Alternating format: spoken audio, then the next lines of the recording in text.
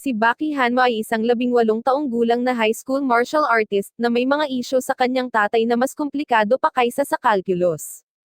Nais ng kanyang ama, si Yuhiro Hanma, ang hindi mapag-alinlangan ng pinakamalakas na tao sa mundo, na maging katulad niya ang kanyang anak, at dahil doon nabaliw ang ina ni Baki na si Emmy. Inilagay niya ang kanyang anak sa impyernong pagsasanay upang matupad ang mga hangarin ng kanyang asawa, ngunit nang hamanin ng 15 taong gulang na si Baki si Yuhiro, natalo ito ng husto, at sa wakas ay nagising ang pagmamahal ng kanyang ina nang ginawa niya ang pinakahuling sakripisyo sa pamamagitan ng pagbibigay ng kanyang buhay, sa pagsisikap na iligtas siya mula sa kanyang asawa. Ang sandaling iyon ay ganap na nagbago kay Baki, at inialay niya ang kanyang buhay sa pagiging sapat na malakas upang ipaghiganti ang kanyang ina sa pamamagitan ng pagbugbog sa kanyang ama. Para dyan, naharap at natalo na niya ang ilan sa mga pinakadakilang manlalaban sa mundo. Ngayon siya na ang pinakamalakas na high schooler sa mundo na gustong talunin ang kanyang ama, ngunit iginagalang din siya para sa kanyang mahusay na lakas. Gayunpaman, sa pagkakataong ito ang kanyang kalaban ay isang taong hindi inaasahan ng lahat. Isang araw, habang tinatapos ni Baki ang kanyang pang-araw-araw na ehersisyo, dumating si Captain Stridem, isang bayani sa digmaan at malapit na kasama ni Yuhiro, upang sabihin sa kanya na ang pinakamalakas na nilalang sa kasaysayan ng mundo ay natuklasan kamakailan. Siya ay isang primitive na tao, isang tunay na alpha male na natagpuang napanatili sa rock salt na nanghuhuli ng isang T-Rex. Ang mga Monero na nakahanap sa kanya ay nagulat at dinala siya sa isang siyentipiko na tinatawag na Einstein, na hindi maiwasang subukang buhayin ang perpektong napreserba na tao na pinangalan ng Pikel. Sinubukan ng mga siyentipiko na buhayin siya, ngunit hindi ito nagawa. Isang gabi, gayunpaman, nagpa siya ang isa sa mga siyentipiko na kumain ng T-Rex steak, na nagre-resulta sa pagbangon ni Pikel at pagsunod sa amoy nito. Sa kalaunan ay natagpuan ang siyentipiko, na natatakot kay Pikel. Inilabas ng scientist ang kanyang baril mula sa drawer at bumaril ng isang warning shot sa paanan ni Pikel, na tumalon at lumitaw sa likuran niya, at binaril siya ng scientist sa bituka. Ngunit walang magawa ang tatlong 9mm shot laban sa abs ng isang Jurassic-era human. Sa halip, siya ay nagalit sa bahagyang pagdurugo at itinapon ang mga bala ng napakalakas sa scientist na tumama sa kanyang balikat. Tumakbo ang scientist patungo sa imbakan ng T-Rex at nakulong ang primitive na lalaki sa loob, at pagkatapos ay tumawag siya ng mga pulis para sa backup. Gayunpaman, sinabi ni Einstein na kailangan nila ng mas maraming tao laban sa halimaw na ito hanggat maaari, at agad na humiling ng backup ng militar. Napagtanto ng hepe ng pulisya na tama si Einstein nang basagin ni Pikel ang makapal na konkretong pader sa tabi nila at lumabas na galit na galit. Sumugod siya patungo sa sasakyan ng pulis at inihagis ito sa isa pa bago durugan ang buong puwersa ng pulisya. Tinawag ang militar, at nagpa siya silang subukan ang pinakabagong mekanikal na sandata laban kay Pikel. Habang dinadala ito ng nagmamanehong sundalo patungo kay Pikel, sinugod niya ito at pinahinto ito ng may pantay na puwersa. Binuksan ng mecha-robot ang drill hand, ngunit sa isang suntok, winasak ni Pikel ang bulletproof armor nito, na ikinasindak ng lalaki sa loob. Nagpa siya siyang atakihin ang leeg ni Pikel para iligtas ang sarili. Galit na galit siya, at napagtanto ng militar na hindi nila siya kayang harapin, kaya tumawag sila ng mga tank at helicopter. Ngunit ang tanging nakapagpahinto kay Pikel ay si Stridem, na alam kung ano ang nararamdaman ng primitive na lalaki. Itinapon niya ang kanyang mga damit at umupo sa harap ni Pikel, na kahit papaano ay naiintindihan ang kanyang kilos at naniniwala na wala siyang handgerang masama. Nangako noon si Captain Stridem na dadalhin siya sa Japan kung saan may mga modernong hayop na tulad niya. Ipinakita ni Stridem kay Baki ang balita tungkol sa pagdating ni Pikel sa Japan, at nang makita siya sa live broadcast, nagsimulang pawisan si Baki dahil napagtanto niyang masyadong malakas ang primitive na lalaki. Siya ay pinananatili sa isang secured na pasilidad, at ang pinakamalakas na mandirigma sa mundo ay gustong harapin siya.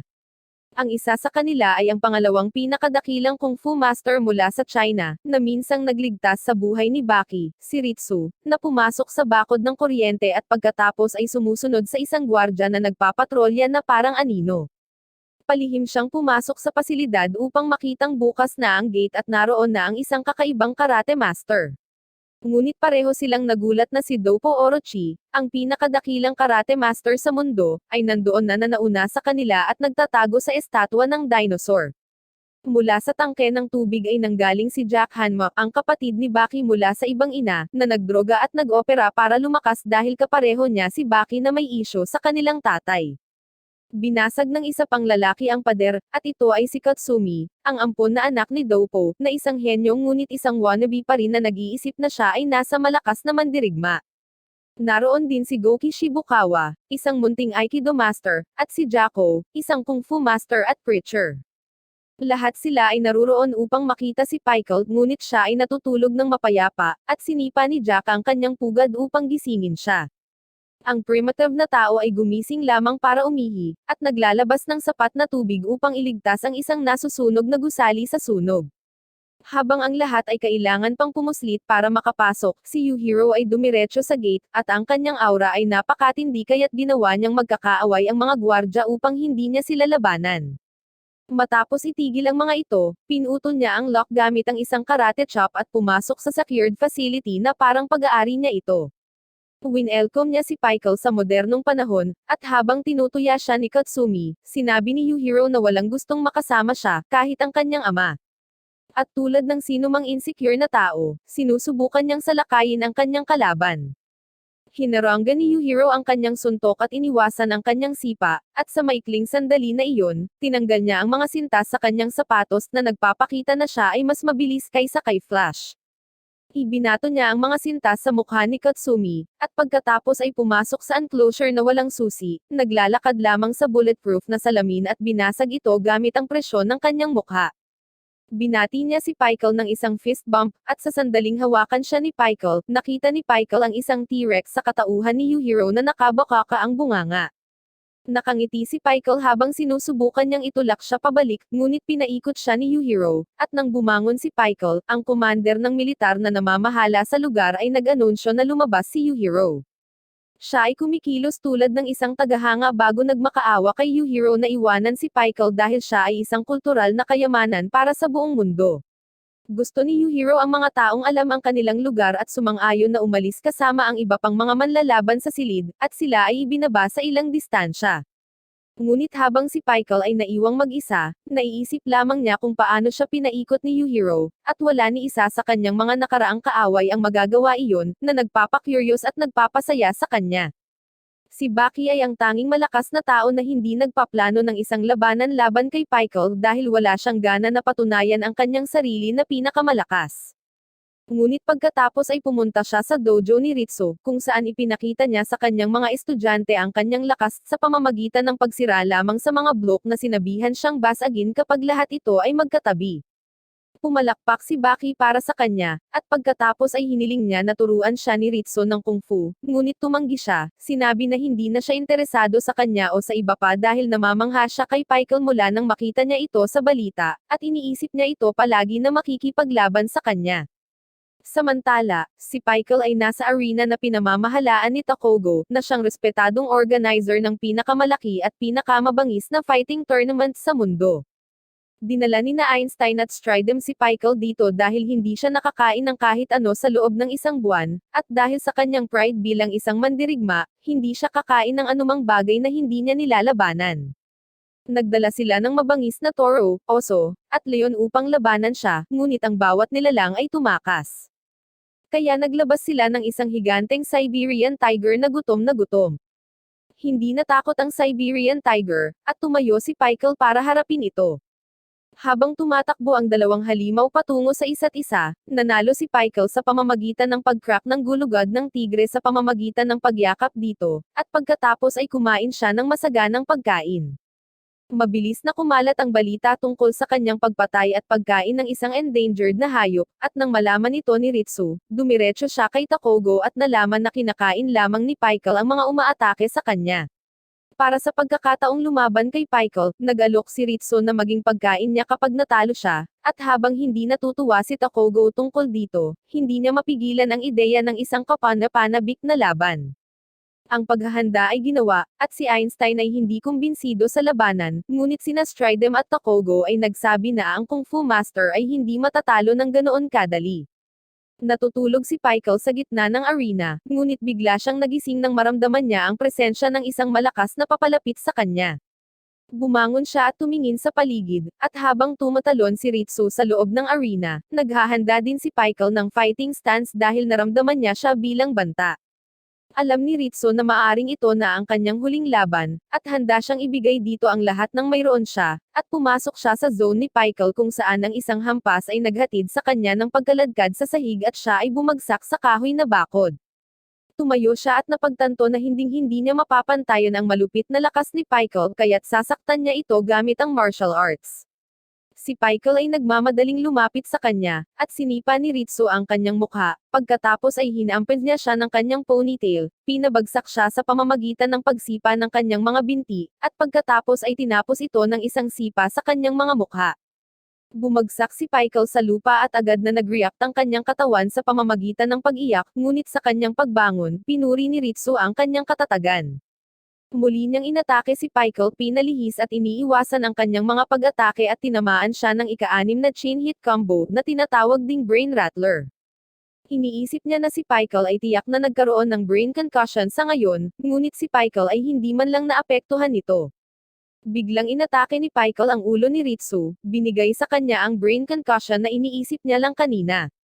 Habang si Ritsu ay natigilan, hinawakan siya ni Pikel, kinagat ang kanyang balikat, at pagkatapos ay ngumunguya habang umiiyak. Ang Kung Fu Master ay tumalikod at pinalaya ang kanyang sarili, ngunit pagkatapos ay nahuli siya muli ni Pikel para sa isa pang kagat. Ngayon ay napagtanto ni Ritsu na ang kanyang mga suntok ay walang epekto sa kanyang kalaban, at ang kanyang balikat ay masyadong napinsala, kaya't tinanggal niya ang kanyang mabibigat na sapatos na pumipigil sa lakas ng kanyang mga sipa at umatake ng isang malakas na sipa sa ulo ni Pikel, ngunit wala itong epekto sa kanya at inatake siya ni Pikel gamit ang kanyang kamay.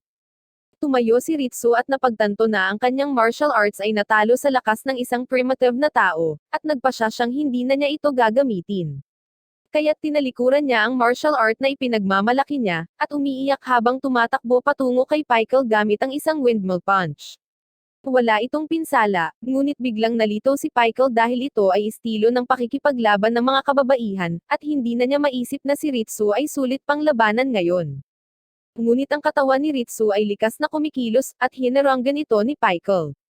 Nagulat si Ritsu dahil napagpasyahan niyang talikuran ang kanyang martial arts, ngunit habang inaatake siya ni Pikel, ang kanyang katawan ay nagre-react ng mag-isa at ginagamit ang mga diskarte na kinasanayan na ng kanyang katawan. Pagkatapos ay narinig niya ang boses ng kanyang ideal self na yumakap sa kanya, na nagsasabing tinalikuran na niya ang kanyang martial arts, ngunit hindi siya pinabayaan ng martial arts.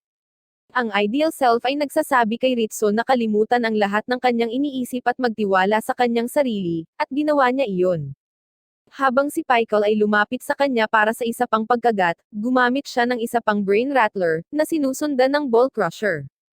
Si Ritsu ay naglunsad ng sunod-sunod na mga pag-atake kay Pikel, at pagkatapos ay hinayla ang kanyang buhok gamit ang kanyang mga daliri sa paa at isinubsob ang kanyang mukha sa tuhod niya, na tila pinatumba si Pikel.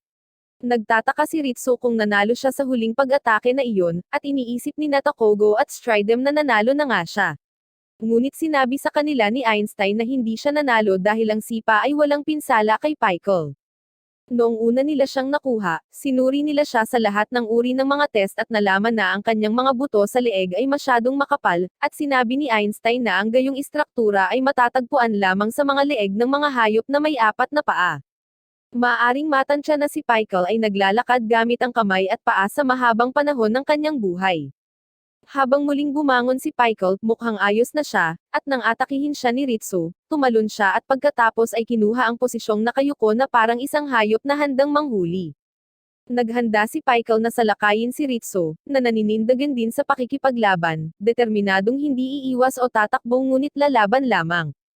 Inatake siya ni Pikel sa napakabilis na bilis na nagpapakita ng paggalaw na ginamit niya lamang laban sa pinakamalakas na mga dinosaur, at plano ni Ritsu na kontrahin siya gamit ang kanyang supersonic na Mach Punch. Ngunit ang pag-atake ni Pikel ay nagpalipad sa kanya sa kahoy na bakod kung saan natambo si Ritsu, habang ang mga mata ni Pikel ay namumula at umiiyak. Naglalakad siya patungo sa kanyang hapunan, nais ni Takogo na pigilan siya sa pagkain kay Ritsu, ngunit tinanong siya ni Einstein kung gusto niyang sirain ang kanyang pangako. Tumakbo pa rin si Takogo para pigilan si Pikel, at sinubukan siyang kumbensihin sa pamamagitan ng mga salita ngunit sinampal lang siya ni Pikel. Umiiyak at umuungol si Pikel bago malungkot na kainin si Ritsu, ngunit si Einstein ay namagitan at pinatulog si Pikel na iniligtas ang buhay ni Ritsu para lamang sa halaga ng isang paa at kaunting piraso ng kanyang balikat. Habang nagising si Ritsu sa ospital, nahihiya siya na hindi niya tinupad ang kanyang pangako, at pagkatapos ay pumunta si Baki upang makita siya. Ang Kung Fu Master ay nahihiya sa nangyari, at pinasaya siya ni Baki, na sinasabi na ang kanyang tunay na halaga ay hindi ang kanyang mga kasanayan ngunit ang kanyang hindi masisira na karakter, at pagkatapos ay pinasalamatan siya ni Ritsu. Sa kanyang dojo, nakatanggap si Dopo ng tawag mula kay Takogo, na nagsabi sa kanya tungkol sa pag-aaway ni Ritsu at Pikel at sa resulta nito. Nagulat siya at nakipag-usap tungkol dito sa kanyang anak na si Katsumi, na galit na minamaliit sila ni Pikel. Sa unang pagkakataon, nakita ni Dopo na malapit nang mag-evolve ang kanyang spoiled na anak.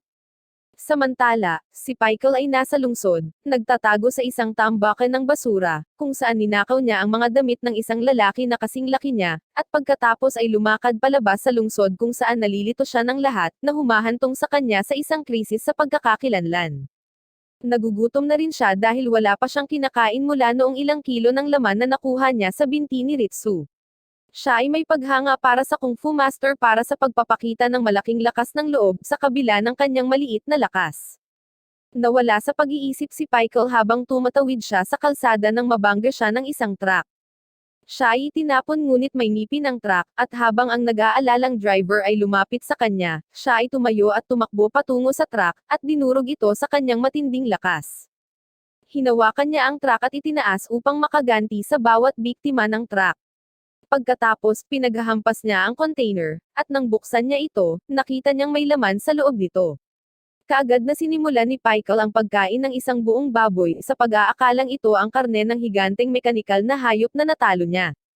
Samantala, may isip lamang ni Katsumi ang mga salita ni Yujiro kapag sinabi niyang hindi siya kwalipikado, at sumasang-ayon siya sa kanya kahit na binuted niya ang isang bakal na drum.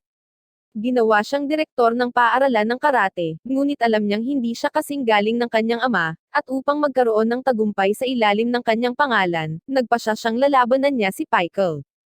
Ipinaalam niya sa kanyang mga kapwa karate practitioner ang tungkol dito sa ilalim ng pangalan ng paghihiganti para kay Ritsu, na isa sa kanilang mga guro, at isa sa kanila ay natagpuan si Pikel sa lungsod. Natutuwa si Katsumi na makatanggap ng balita, at bago niya makalaban si Pikel, natalo niya ang kanyang ama sa isang ilegal na hakbang dahil hindi siya pabor sa laban. Pinalibutan na ng mga karate artist si Pikel, at gusto nilang isama siya, ngunit pagkatapos ay pinigilan sila ng isang yakuza boss na nagngangalang Hanayama, na ang puso ay kasing laki ng kanyang katawan, at ang karate master ay maaari lamang humiling na siya ay umatras. Itinutok ng isa sa mga allipiers ng gangster ang kanyang kutsilyo sa kanya, ngunit inatake niya siya at pinalipad ang kutsilyo, na nahuli ni Hanayama at Pikel. Hinawakan nila ang kutsilyo ng napakalakas na pumutok, at pagkatapos ay sinampal ni Pikel si Hanayama at pinalipad siya. Inaatake ng kanyang alipin si Pikel, at hinawakan lang niya ang kanyang kamay at dinurog ang kanyang mga buto. Sinubukan ng karate na pigilan siya sa pamamagitan ng pag-atake din sa kanya, ngunit isang sampal lang ang nagpatambos sa kanya. Ngunit pagkatapos ay muling bumangon si Hanayama, at ang nagulat na si Pikel ay sumugod sa kanya, ngunit pinigilan siya ni Hanayama, at napagtanto ni Pikel na siya ay kasing lakas ng Triceratops. Itinulak siya pabalik ni Hanayama gamit ang kanyang napakalaking lakas na nagmumula hindi lamang sa kanyang pangangatawan kundi pati na rin sa kanyang pagkatao at lakas ng pag-iisip. Masaya si Pikel na sa wakas ay makakalaban na niya ang isang taong may katumbas na lakas, ngunit walang plano si Hanayama na gawin iyon dahil inilalaan niya ito para sa kanyang kaibigang si Baki, na minsan niyang nakalaban at natalo. Nagpasalamat si Baki kay Hanayama at pagkatapos ay hinahangaan ang pangangatawan ni Pikel na ang katawan ay perpekto para sa labanan.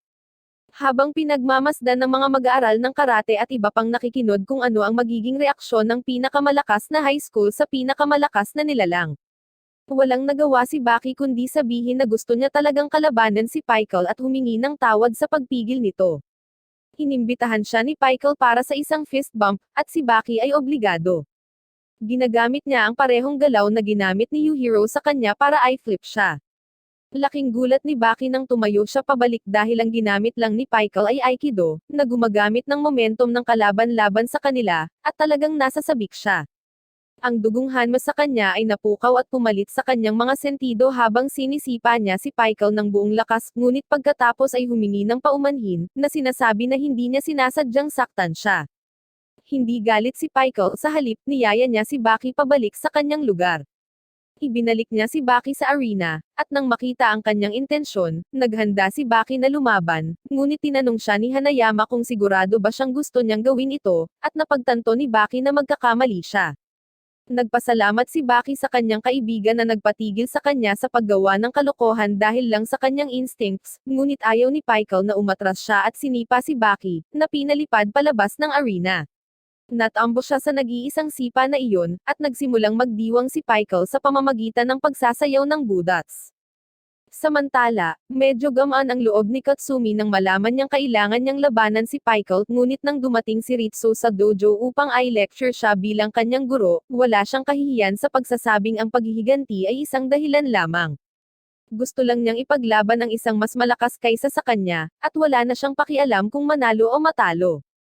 Si Ritsu ay humanga at nagpasyang tulungan siya sa kanyang pagsasanay at hinarap siya sa kanyang mga sugat na sariwa pa.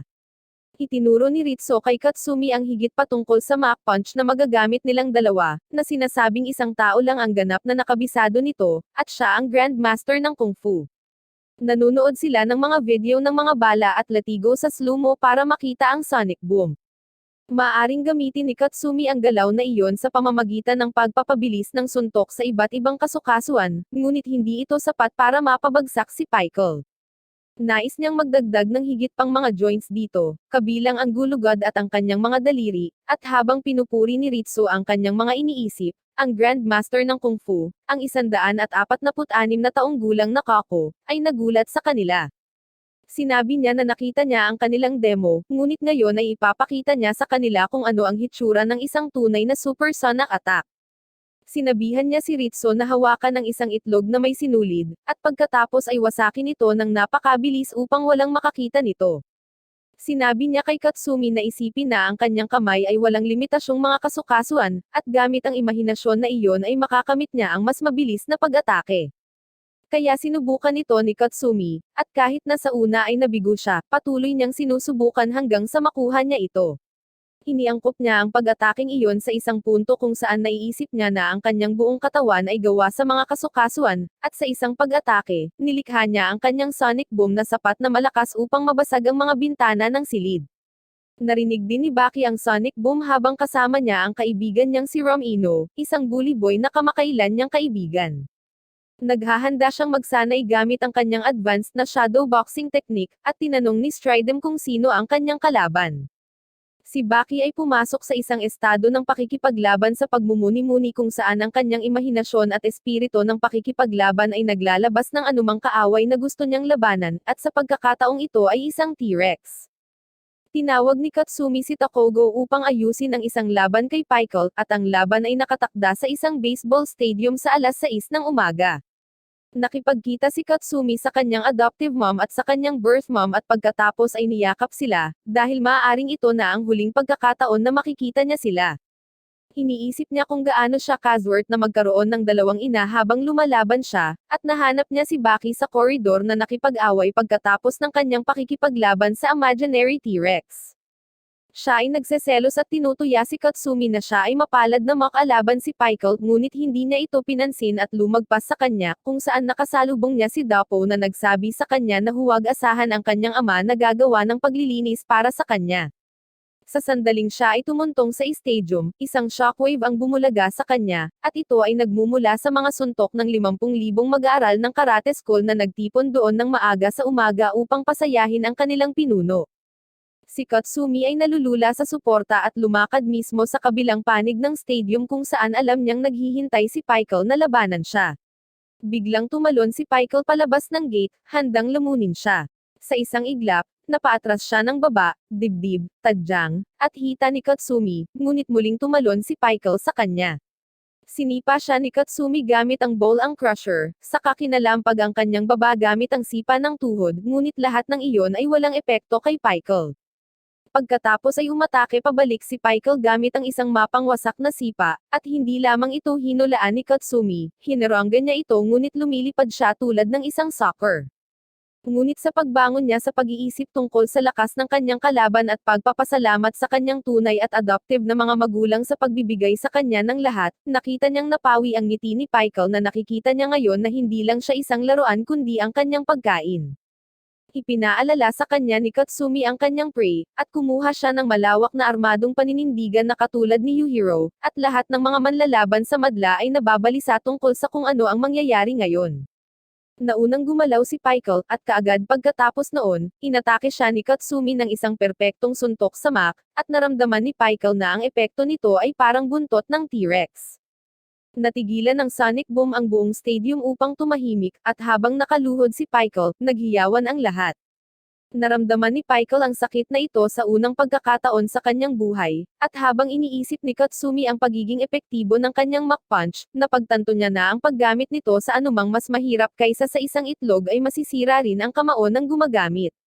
Ngunit wala siyang pakialam sa pagkawala ng kanyang pinakamahalagang sandata, at habang si Pikel ay bumangon at muling inatake siya, ginamit niya ang mga prinsipyo ng Mach Punch sa kanyang buong katawan at sinipa at sinuntok siya sa mukha, na nagpatambo sa kanya muli. Ngunit pagkatapos ay bumagsak si Katsumi sa lupa na ang kanyang mga kamao at isang paa ay nawasak dahil ang katawan ng tao ay hindi idinisenyo upang manatiling buo pagkatapos tumawid sa sound barrier. Ibinigay niya ang lahat ng mayroon siya sa laban, ngunit ngayon ay muling bumangon si Pikel at naghahanda para sa kanyang finishing fight stance para talunin ang kanyang kalaban. Tinitingnan ni Katsumi ang gulat na mga mukha ng lahat sa arena, ngunit bumangon siya ng masyadong determinadong ipakita sa kanila ang ultimate move na hindi pa niya ginagamit. Habang inaatake siya ni Pikel, inilalagay niya ang lahat ng kanyang nalalaman at ang lahat ng kanyang lakas sa isang huling pag-atake, na ginagalaw ang kanyang katawan na parang latigo at inaatake si Pikel gamit ang pamamaraang ito. Ngunit upang maisakatuparan ang kanyang pamamaraan kailangan niyang isakripisyo ang kanyang braso, at sa kabila ng pagkawala nito, pumunta siya sa walang malay na si Pikel at idineklara ang kanyang tagumpay habang ang buong tao sa stadium ay nagsisigawan. Yumuko siya para pasalamatan ang mga ito sa pag-alalay sa kanya, pagkatapos ay bigla niyang naramdaman ang paggalaw ni Pikel, at lumingon siya at nakitang natutulog ito. Hindi siya natalo sa laban, nagpahinga na lang siya dahil panatag na siya sa kanyang tagumpay, matapos niyang makita ang kalagayan ng kanyang kalaban tulad ng gagawin niya sa kanyang panahon.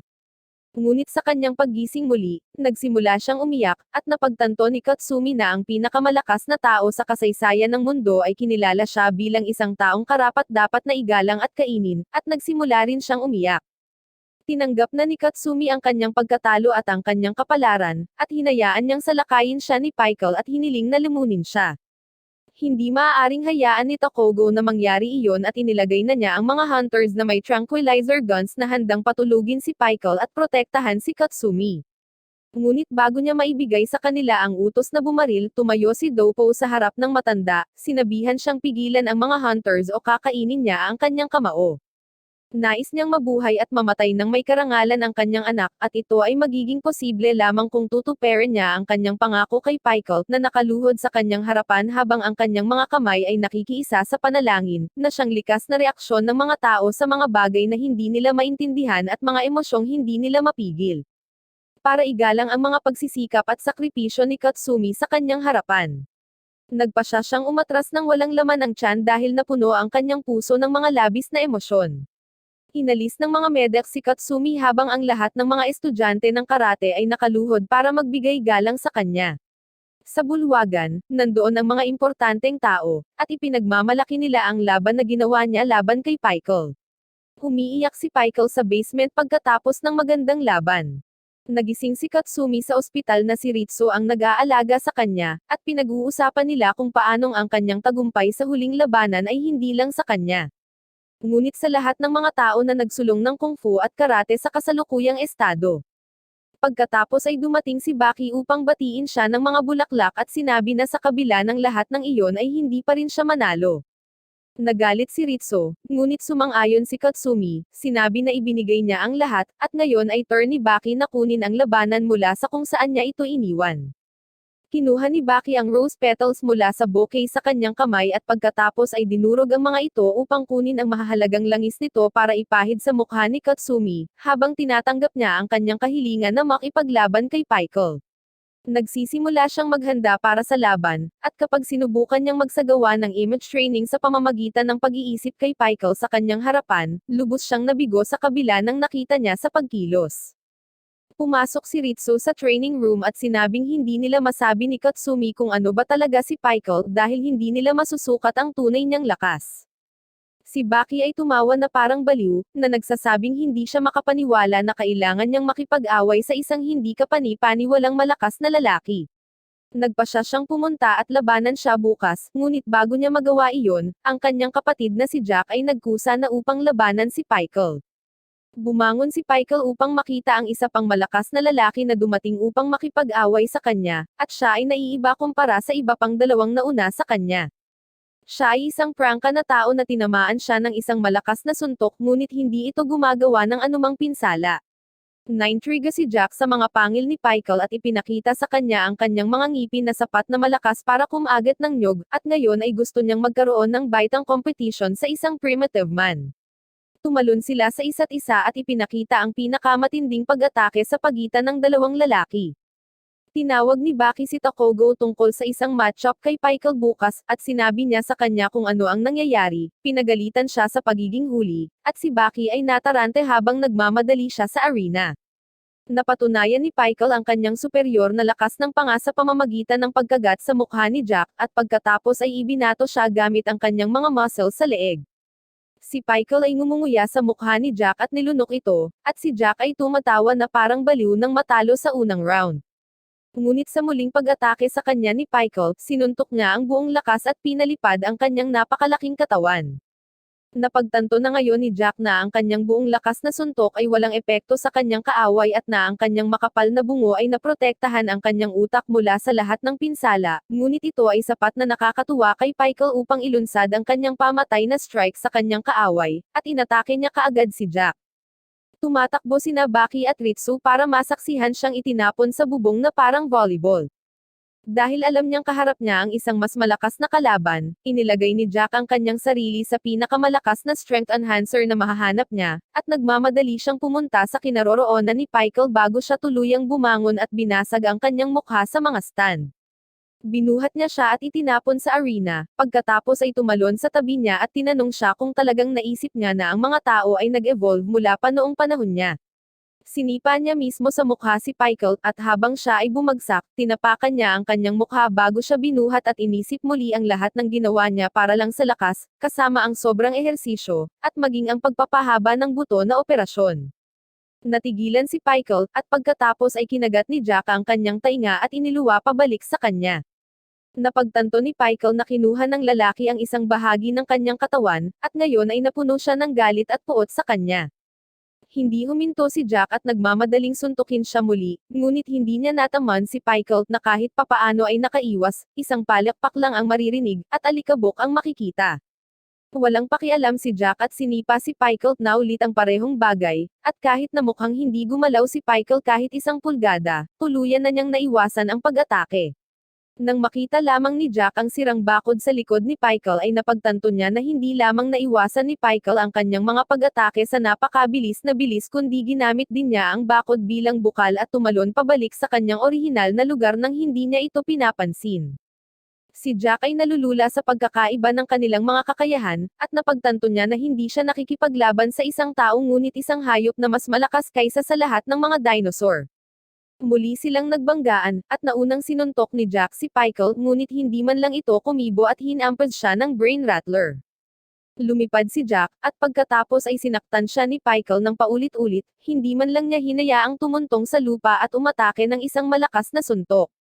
Siya ay bumagsak sa kahoy na bakod at sinira ito, at pagkatapos makita na ang kanyang kaaway ay lubos na natalo, si Pikel ay muling sumayaw sa kanyang tagumpay, ngunit pagkatapos ay nagsimula siyang umiyak, at alam ng lahat kung ano ang ibig sabihin nito. Naglakad si Pikel patungo kay Jack, at nagpasya si Baki na pumasok at iligtas ang kanyang kapatid, ngunit naramdaman ni Pikel ang isang mamamatay na pukyutan sa lalaking natalo niya at umatras nang hindi siya kinakain.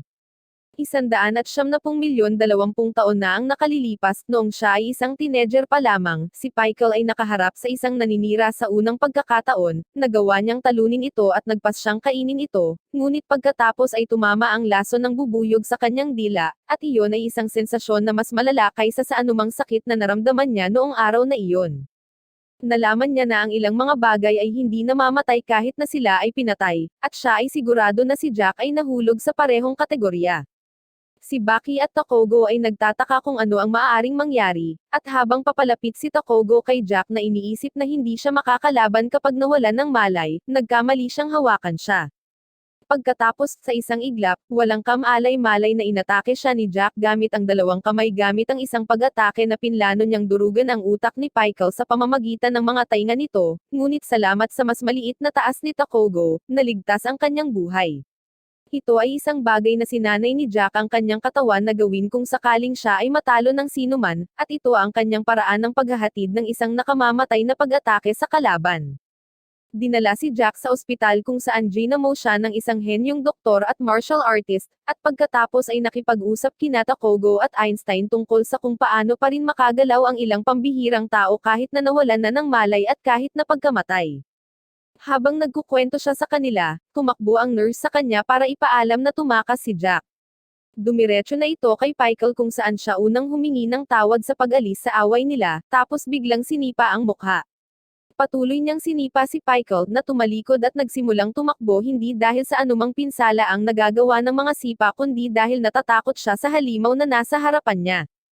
Alam ni Pikel ang batas ng kalikasan na ang lahat ng bagay ay hihinto sa paggalaw kapag sila ay patay na, ngunit hindi sinunod ni Jack ang panuntunang iyon at ipinakita sa kanya ang patunay na iyon. Kaya naman, tumakbo siya palayo sa takot, ngunit hindi nagtagal ay nagising ang kanyang warrior pride, at paglabas nila sa gusali, sa wakas ay tumalikod siya para harapin ang kalaban na kanyang tinatakbuhan. Sa isang suntok, pinaikot-ikot niya si Jack na parang fan na pagkatapos ay nakomad, natatalo ng 2 beses sa isang araw. Nang magising siya sa ospital, nagmadali siyang lumabas upang talunin sa ikatlong pagkakataon, ngunit sa pagkakataong ito ay naroon ang kanyang nakababatang kapatid upang pigilan siya.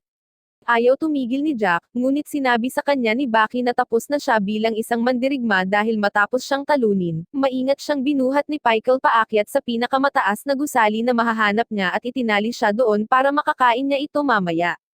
Napahiya si Jack nang malaman niyang pagkain lang siya na nakalaan kay Pikel, at naiyak siya nang mapagtanto niyang wala na talaga siyang pagkakataong lumaban muli kay Pikel.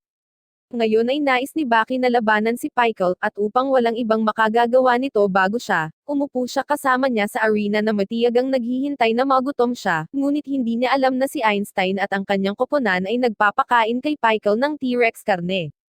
Ngayon at sa oras na ito ay tapos na, maaari na nilang linangin ito sa lab. Nangangahulugan ito na hindi na magugutom si Pikel para lumaban muli, at habang dumarating ang malaking hiwa ng karne ng T-Rex para kay Pikel na kabahagi nito kay Baki, napagtanto ni Baki ang problema, ngunit hindi siya maaaring sumuko sa pakikipaglaban, at nagpasya siyang tuyain.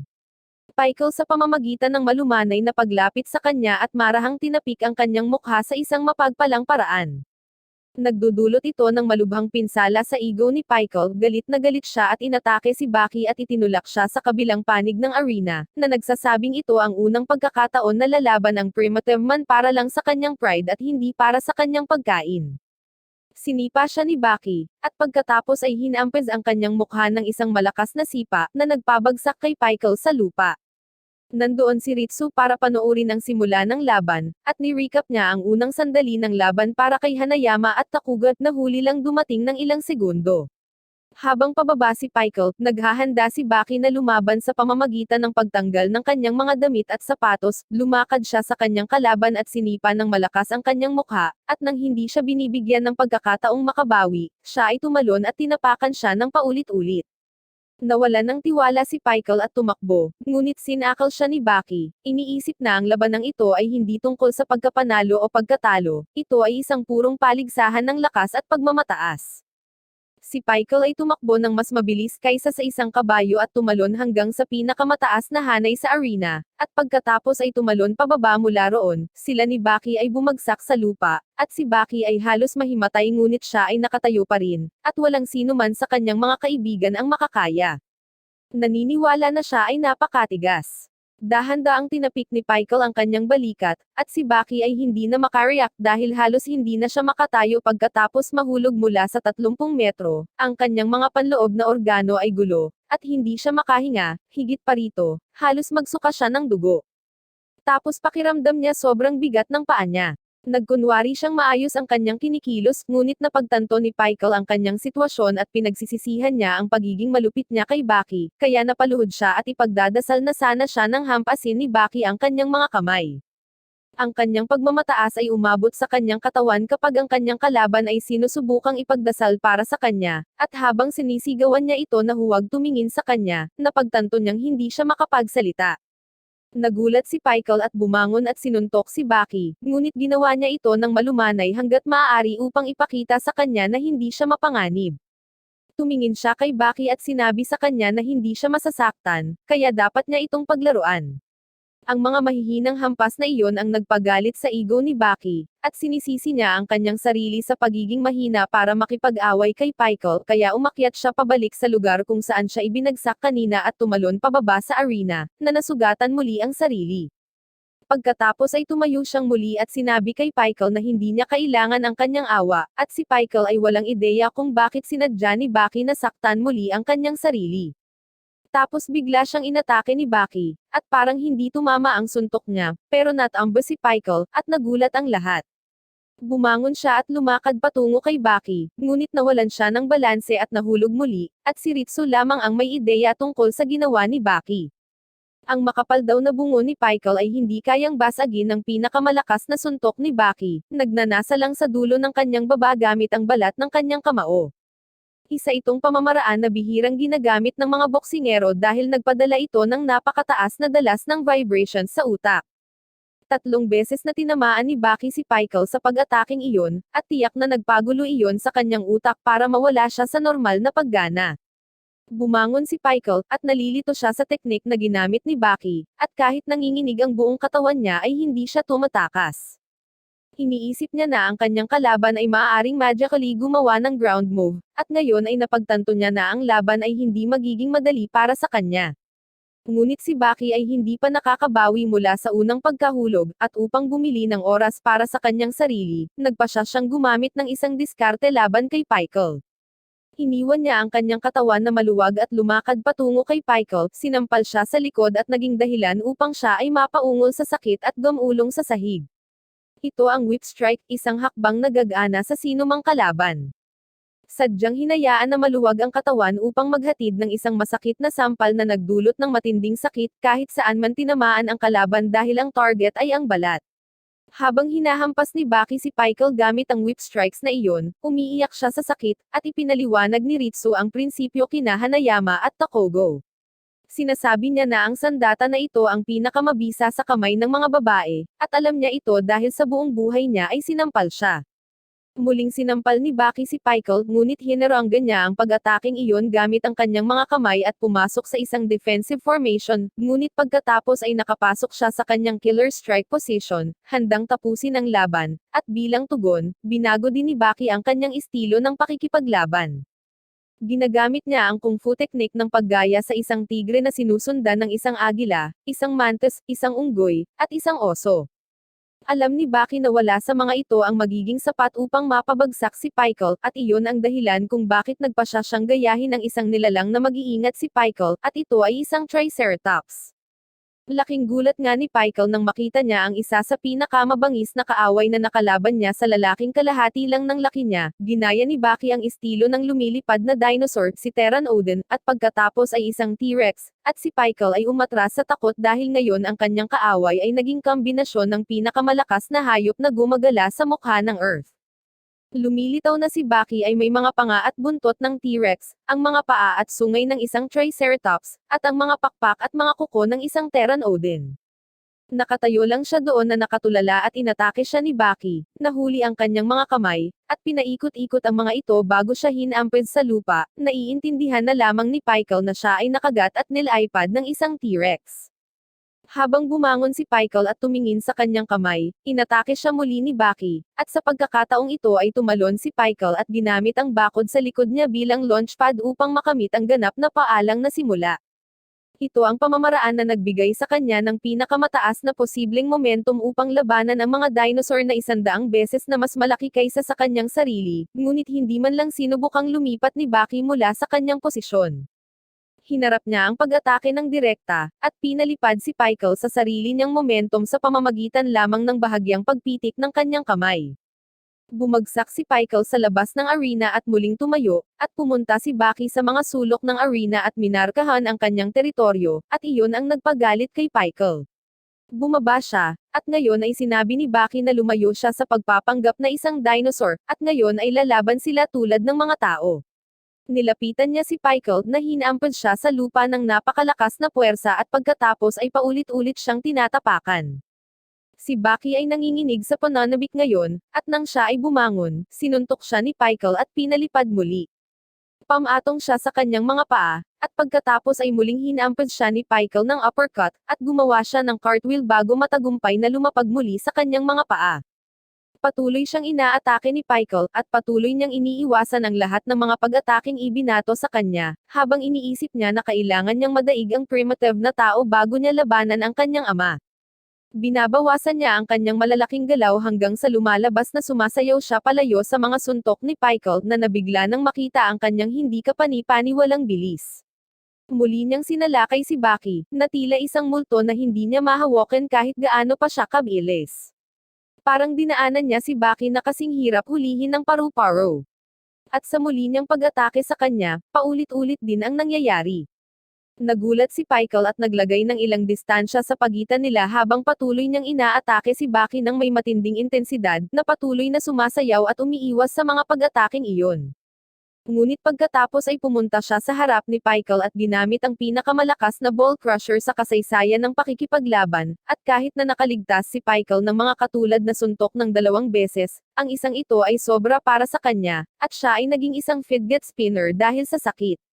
Ngunit sa kabila ng pagtama doon ng isang mapangwasak na suntok, si Pykel ay mukhang hindi siya titigil sa pakikipaglaban at sa halip ay hinabol si Baki ng may dobleng intensidad.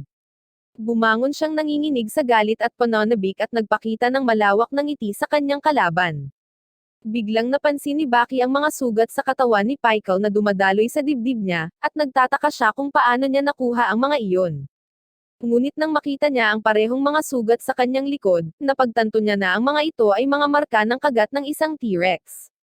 At ang 3 lalaking nanonood ng laban ay nagsimulang magpalakpakan ng walang hudyat para sa lalaking nakaligtas sa pagkagat ng dinosaur.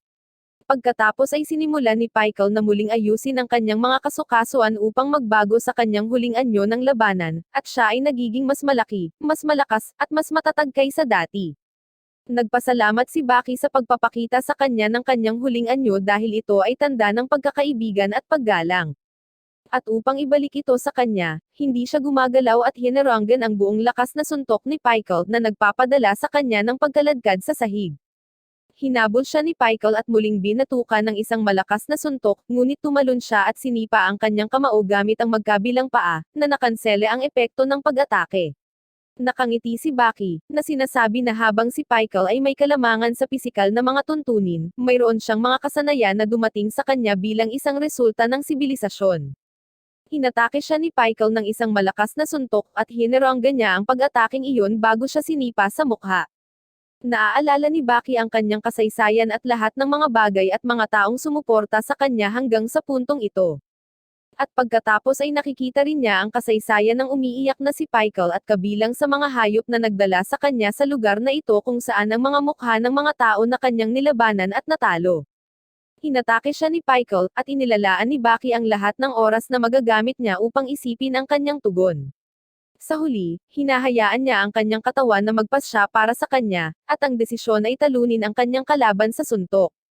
Hinaampon niya si Pykel na sinubukang atakihin muli, ngunit ginamit ni Baki ang kanyang momentum at tinamaan ang kanyang baba ng suntok, at pagkatapos ay tinapos ito ng isang malakas na counter. Walang magawa si Pykel habang patuloy na sinuntok siya ni Baki at sa huli ay itinulak siya sa gilid ng arena. Walang kwenta ang lakas at laki ni Pykel ngayon dahil binubugbog lang siya ni Baki. At kahit na sinubukan niyang gamitin ang mabilis na paggalaw tulad ng ginawa niya kay Jack, nahabol ni Baki ang kanyang bilis nang hindi nawawala ang isang suntok. Sa kanyang malalakas na welga, pinalayas ni Baki si Pikel, at nang malapit na siyang manalo, itinapon niya ang pagkakataong iyon at nagpas siyang patunayan na kaya niyang talunin ang primitive na tao sa higit sa isang paraan. Hinahamon niya si Pikel sa isang paligsahan ng tibay at pagkatapos ay nagsimula ng isang slugfest kung saan pinagsusuntok nila ang isa't isa ng buong lakas. At pagkatapos ay biglang gumamit ng isang galaw si Pikel sa pamamagitan ng paghawak at paghampas sa kanya sa sahig. Si Baki ay natalo at nahimate, at nang dumating ang mga medics upang tulungan ang parehong mga nasugatan na mandirigma, tinanong ni Takogo ang dalawang mandirigma na kasama niya tungkol sa kanilang mga opinyon. Sinabi ni Ritsu na si Pikel ang malinaw na nagwagi, ngunit ang Hanayama ay may iba't ibang pananaw. Sinabi niya na ang tanging paraan upang madaig natin ang malakas ay sa pamamagitan ng paggamit ng mga galaw at armas, at kung gagamit si Pikel ng isang galaw, ito ay katulad ng pagkilala na si Baki ay mas malakas kaysa sa kanya. Idinagdag ni Hanayama na ito ay ang unwritten rule ng labanan na ang malakas ay walang karapatang gumamit ng mga trick. Sa tingin ni Takogo, pareho silang tama sa kanilang paninindigan. Pagkatapos ay biglang tumayo si Pikel bagaman siya ay natitisid pa rin, at siya ay lumakad palabas ng arena, at walang sino man ang sumusubok na pigilan siya. Dinala si Baki sa isang ospital sakay ng stretcher, ngunit tumakas din siya at nadatnan niya si Pikel na nakaupo sa pinakamataas na gusali sa lungsod dahil natutuwa siya sa tanawin. Umupo siya sa tabi ni Pikel, at naisip nila na ang mundo ay natatakpan pa rin ng mga Jurassic na halaman at wildlife. Pagkaraan ng ilang oras, may mga seryosong talakayan tungkol sa kapalaran ni Pikel, at hindi maaaring magpasya ang USA o ang UN ng anuman. Gumawa sila ng isang survey, 1 bilyong tao sa buong mundo ang bumoto kung dapat makuhang muli si Pikel at ilagay sa layer ng rock salt o kung dapat siyang iwanang mag-isa. Sa napakalapit na margin, nanalo ang mga taong gustong ibalik siya, pumunta sina Einstein at Stridham sa Tokyo para sunduin siya. Ngunit walang plano si Pikel na ibalik sa permanenteng imbakan o manatili sa pagkakakulong, at nakalaya na siya sa kanyang mga pagpigil toneladang chloroform, at ang bakal na pinto na ginamit upang ikulong siya. Ninakaw din niya ang ulo ng T-Rex, at ginulat niya si Stridham na mayroong regalo para sa pagtupad sa kanyang pangako at pagdadala sa kanya sa mga malalakas na manlalaban. Sa pamamagitan nito, ang Primitive Man ay nawala sa Tokyo nang walang bakas na hindi na mahahanap muli ng anumang gobyerno.